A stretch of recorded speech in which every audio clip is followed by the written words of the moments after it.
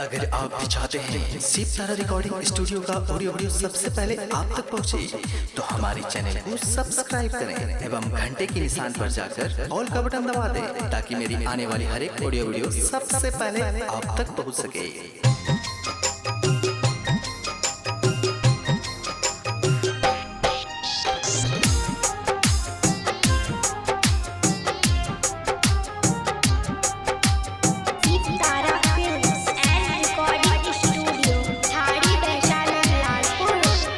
हरितन रातन करती रही, ललकी चुनरिया चढ़ावती रही।